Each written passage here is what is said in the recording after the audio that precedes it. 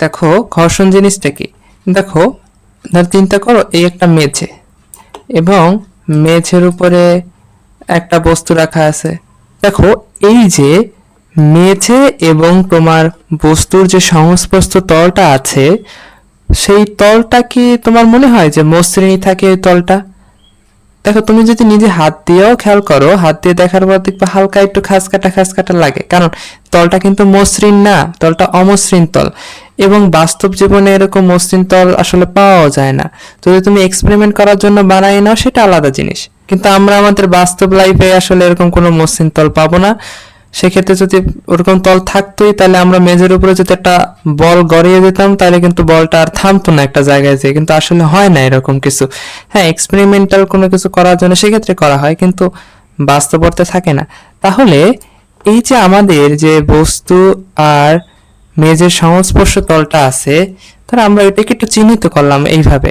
তাহলে ওই সংস্পর্শ তলটা কিন্তু আসলে মসৃণ না, ওইটা কি অমসৃণ।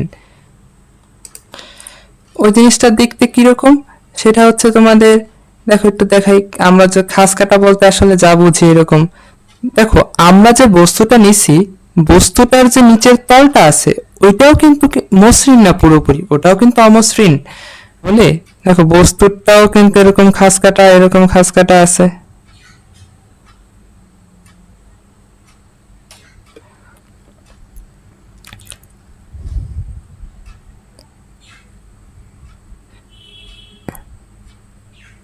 এবং আমাদের যে মেঝে আছে, মেঝের ক্ষেত্রেও খাস কাটা আছে।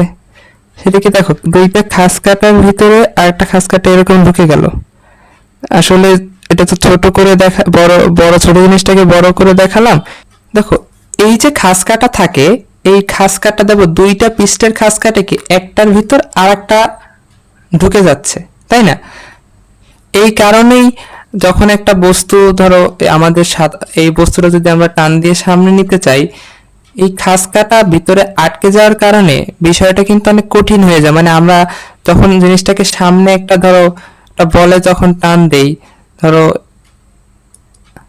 এই জিনিসটাকে এফ পরিমাণ বলে আমরা যখন সামনে টান দিলাম, সেক্ষেত্রে হয় কি এই যে গতিটা আমাদের যে বস্তুটার এফ পরিমাণ বলের বিরুদ্ধে একটা বল পিছনের দিকে টানতেছে।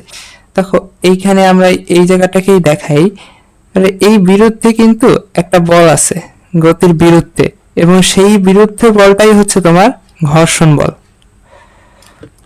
বুঝলা? ঘর্ষণ বলকে প্রকাশ করা হয় এফ এস এফ কে দ্বারা। এফ এস হচ্ছে স্থিতি ঘর্ষণের ক্ষেত্রে, আর এফ কে হচ্ছে গতীয় ঘর্ষণের ক্ষেত্রে। হ্যাঁ, সামনে আমরা কেস নিয়ে আলোচনা করব, তখন আর একটু ভালোভাবে ক্লিয়ার হবে তোমাদের জন্য।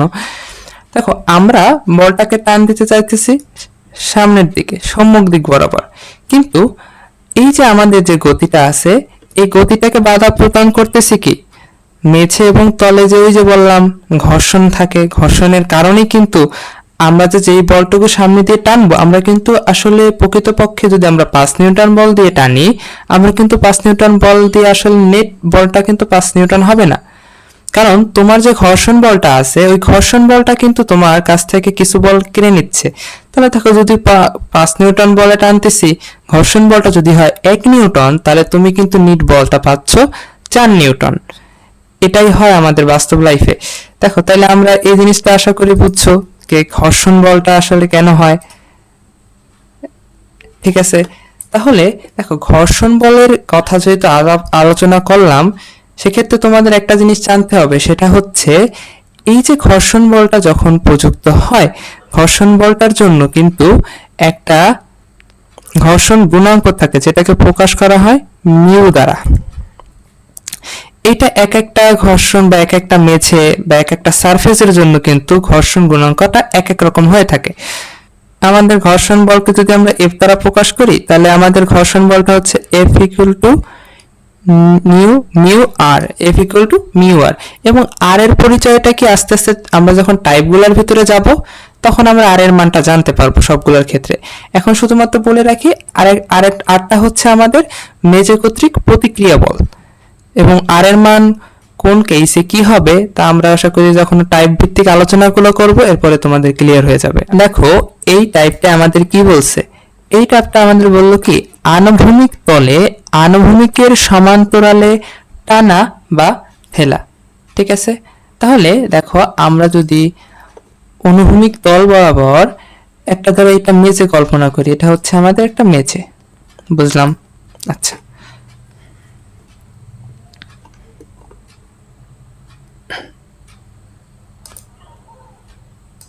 এই যে মেঝে আছে, মেঝের উপরে ধরো এই একটা বস্তু আমাদের। এখন আমাদের বলছে অনুভূমিক তলে অনুভূমিকের সমান্তরালে টানা বা ঠেলা।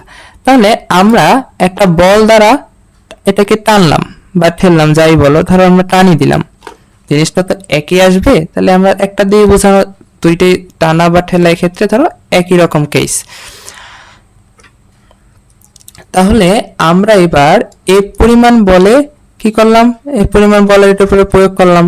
তাহলে হচ্ছে আমাদের বলটার মান হচ্ছে এফ। ঠিক আছে, আবার আরেকটা জিনিস বলে রাখি, এই যে আমাদের যে বস্তুটা আছে, বস্তুটার কিন্তু একটা ভর আছে, সেই ভরটা হচ্ছে এম, এম কেজি। আচ্ছা, তাহলে আমাদের যদি কোনো বস্তুর ভর থাকে, তাহলে অবশ্যই এই বস্তুটার কি আছে, ওজন আছে, সেই ওজনটা হচ্ছে এমজি।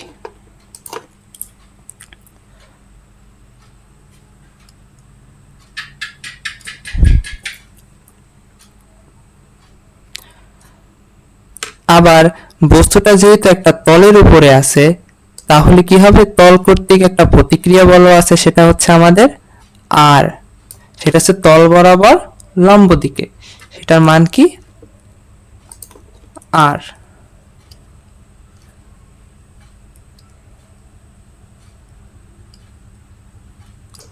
ঠিক আছে, তাহলে এই একটা ধরো আমাদের বস্তুটা তো আছে কি একটা সারফেসের উপরে আছে, তাই না?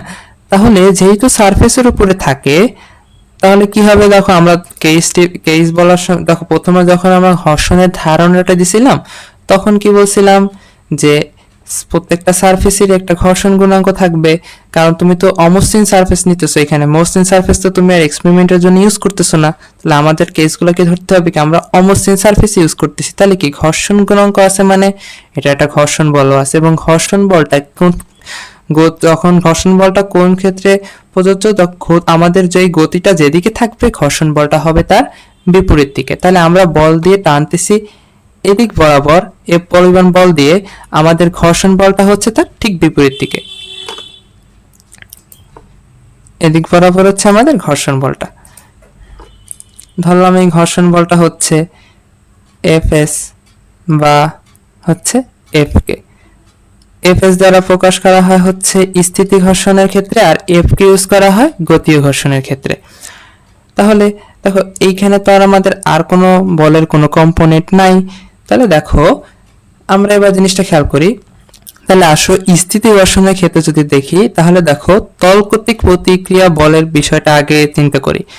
উপরে দেখো আছে আর, নিচে আছে এমজি। তাহলে উপরে আর খালি, নিচে খালি এমজি, তাহলে এটা হচ্ছে কি আর ইকুয়াল টু এমজি।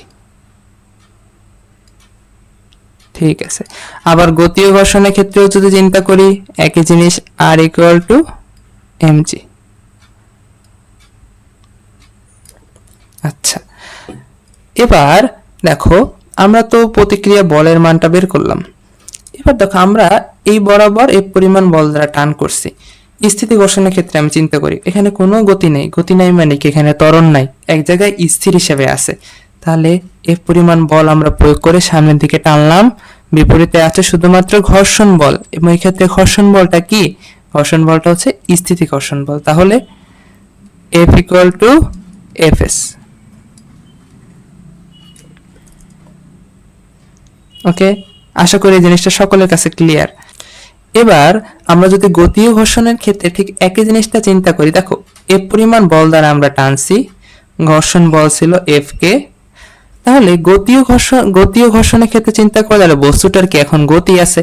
এবং তুমি একটা জিনিস খেয়াল করো, আমরা কিন্তু নিউটনের সূত্রে কি পড়ছিলাম, যে কোনো বস্তুটাকে বল দ্বারা টানলে অবশ্যই বস্তুটার ভিতরে কি হবে, ত্বরণ সৃষ্টি হবে। তার মানে কি যেহেতু গতিশীল আছে, তাহলে বস্তুটার ভিতরে ত্বরণ আছে অবশ্যই।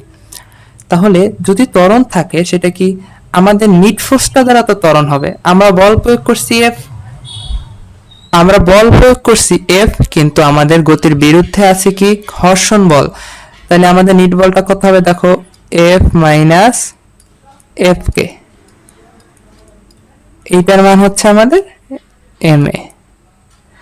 আশা করি ক্লিয়ার। এবং ঘর্ষণ বলটা কিন্তু আমরা মিউ আর হিসেবে পড়ছি, তাহলে এইভাবে লিখতে পারি মিউ এস ইন্টু আর।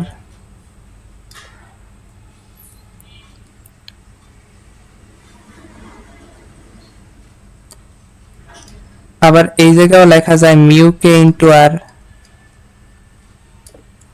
তো আশা করি এই কনসেপ্টটা তোমাদের ক্লিয়ার।